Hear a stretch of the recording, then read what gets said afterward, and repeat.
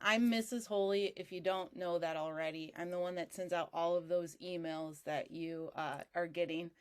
And I also have Mrs. Wood, Mariana Wood, who's co-teaches, but she's doing fifth grade because in our program we have close to 100 fourth graders across all of the schools, and then we're also kind of in that same range for fifth grade. So we were kind of trying to think about how we could do parent teacher conferences a little bit different this year, because we find that we have like 100 parents that want to meet one-on-one with us, and that's kind of hard to do with just a couple of hands here. So I was thinking about this. I thought, you know what? The one thing that I feel like I repeat all the time with the parent teacher conferences is the same positioning and everything, because that's kind of where we are right now in this school year. So I thought I'd do a little demo on the base so that you guys can get an idea of what our classroom looks like and what we're doing. And then I want to leave time at the end for any questions or concerns you guys have. So our program, the strings program, is what we call a modified Suzuki program. What that means is that we focus on memorizing songs so that we can focus on posture and position. Because we feel like if we can spend a whole year preparing students holding their bass correctly, putting their fingers correctly, then we can get them in the long term knowing how to do their instrument a lot better than putting a whole bunch of music in front of them and somewhat holding their instrument correctly, but having to focus on the music. So our whole system is let's memorize music so we can get these basic foundations down, and then we start to learn how to read music. Our program is also very unique in the fact that it is a work at your own pace. So we give the kids a book at the beginning of the school year. All of them have the book now. And there are, I think, 12 songs in the book. There might be more now that I've added some extra rhythm stuff. But we have 12 songs that the kids have to try to pass. And some kids catch the songs really quickly and they move along pretty fast. And that's why we like that option for them. And then some kids might need to get down their fingers a little better or learn how to hold their bow a little better. So they might not be moving as quickly as that student, but we don't hold anybody back and we don't push anybody really fast. So that's what I really like about our program, is that they work at their own pace. And another thing that, I don't know if you've been hearing this at home, but a couple of the students might be like, well, she keeps telling me my bow holds wrong, or I'm not holding my bass correctly, and I don't know, it's making me upset. That's because we go around very quick in our hour class, and usually it's a lot less when we're done tuning all of those kids. We go around and we give them very quick feedback. Hey, hold your bow like this. Make sure your thumb is bent, so that they can kind of focus on those certain positions and try to fix that for their individual self. So we do a lot of individual quick feedback, and we hope that it's not upsetting kids in any way, because it's not. The whole thing is that we want the students to get their positions and posture correctly in an individual basis, because we're all very unique with how we do this. So we hope that translates. I know it's very quick and fast, but we hope it translates that they then go and work on that for their home practice. But let me show you just really quickly. I'm going to give you just a very fast little bass demonstration. And I don't have a bass at home. I have my cello, so I'm going to kind of improvise here. But the first thing that we've taught the basses to do is we teach them how to pull out what we call the end pin. So they raise that based on their height. They all should know how far that end pin should go at this point. So they raise their end pin. And then the one thing with bass that we're really working on is we call it the magic spot. It's where they can get their bass set up correctly inside kind of their stomach area so that they can hold their bass without their hands. Because our hands are doing a whole bunch of other work, and we don't want to sit there holding the bass steady. So if you can kind of reinforce that at home once in a while, hey, have you found your magic spot before you started? That'll give them a little bit of help of what to do, correct posture and positions. And then the second thing that we taught them was their bow. So this is the bow.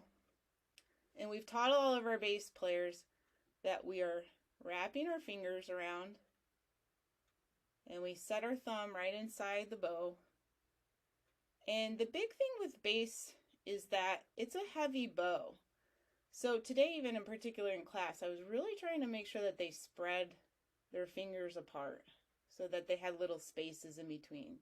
That gives them a help to really kind of get a good grip and allow them to hold that really kind of heavy bow. And then on the bass, we have, if you can kind of ignore these two tapes. On a bass, we have two tapes. So we've got our first tape, which is our one finger. You might have heard them say one on A or one on D. And then we have our fourth tape, which is what we call our fourth finger, which is our pinky finger. So when a bass player plays, they're only playing their, and then they'll put their first finger down. You might have heard them say one on A. And then they put all of their fingers down for a 4 on A. So those are the only fingerings that we're using. We also kind of talked about what our left hand does. Besides putting the fingers down on the instrument, we're really working hard for them to attach their thumb to the back, not gripping it around, and keeping their elbows up. I had a lot of lazy bass players today leaving their elbow down here. It's a lot more comfortable, but we have to make sure that they're holding their elbow a little bit high. So I know this is a little bit confusing, but if you actually look at their book, which I'll share my screen here, let me set this up.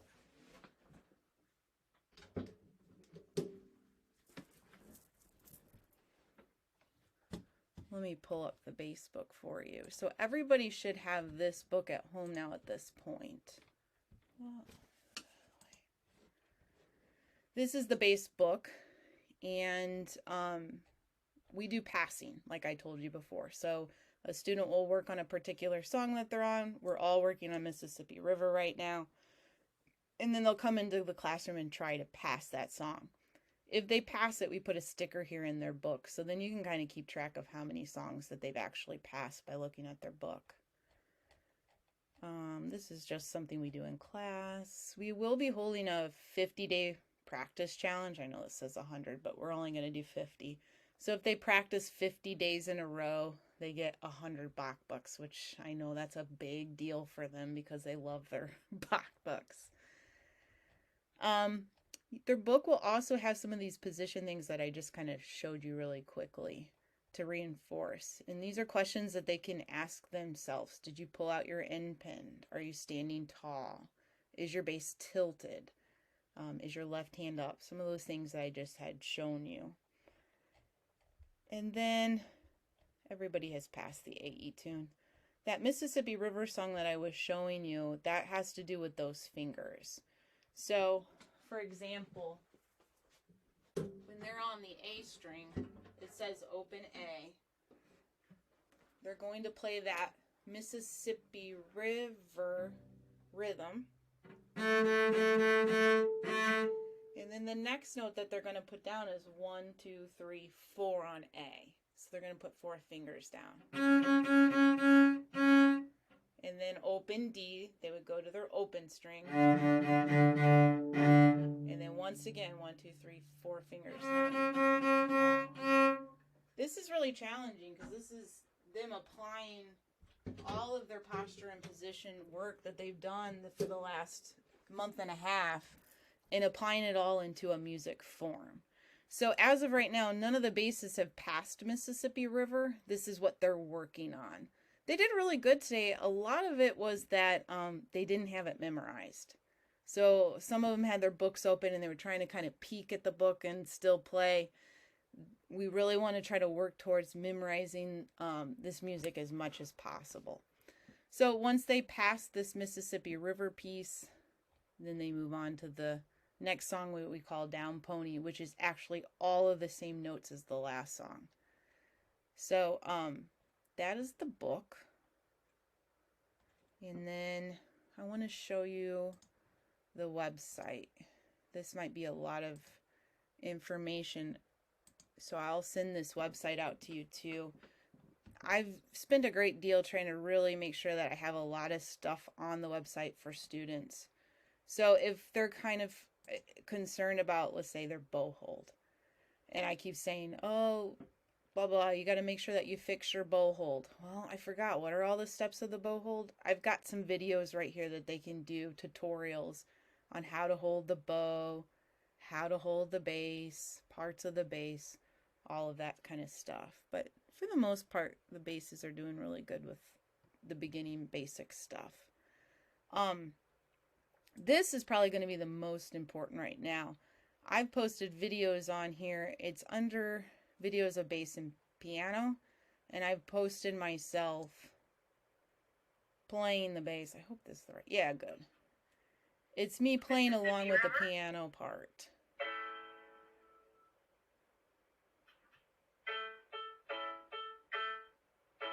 So this is a great way for them to practice at home. They can just get their bass out and play along with me. We have a piano introduction.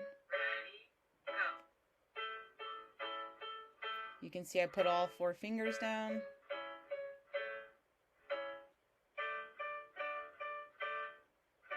Etc. So once they pass that Mississippi River, then they can just even go back on the website. Oops, that's cello. And they can go on to the next song, and I'll play along with them on the next piece, etc. So I feel like the website's really helpful. I also have a couple other sections, piano play along. If they want to just play with the piano part and they don't want me involved, then they can play along with just the piano part. That's how we do passing in class. And then since bass is new this year, I don't really have anything in here. But if students are really struggling on a song and they need some help with that, I'll be happy to do a little walkthrough of how to practice that particular song. So like on violin, some of the kids had said that Mississippi River was a hard song for them. So I do like little steps of how to practice. And you don't need to listen to all that, but they can email me and let me know, and then I'll put a little video together of, here, let's practice this very slowly, or here's what's hard about this song. So I feel like the website is pretty beneficial to helping students out from one class to the next. And then the last thing I want to show you is just the Google Classroom. The one good thing about the pandemic was that they had to do passing last year on Google Classroom because obviously we weren't meeting in class. So it was kind of cool in a way because it allowed students to submit videos of themselves playing and trying to pass online versus waiting for class time. So I brought this back again this year. So if any of your children are like, oh, she told me I didn't pass Mississippi River, but I think I'm ready now to pass it. Well, they can go right on Google Classroom. They can pull up a video recorder. It'll have a picture of me. They can click on the piano play along part. Mississippi River. They can record themselves and then submit the video that way. And what's kind of cool about that then too is I can give them feedback right when they're at home even. So it's almost like they have me there at home practicing with them. So I'm sorry, that was a lot of information. I hope it made sense. Just a couple other things. We do have 3 concerts a year. We're still kind of ironing those out, but our first concert is supposed to be in December. So we'll kind of keep you guys posted on that. And then we do report cards in this class. So for January's report card, our very first report card for elementary school, we like to see that the students have passed all of the songs up to Lightly Row. And then for May's report card, at the very end of the year, we like to see that they've passed all of the songs up to Perpetual Motion to get meets expectation on their report cards. I will email this website out to you so you have a copy of, the link that you can click on really easily. But that is my presentation.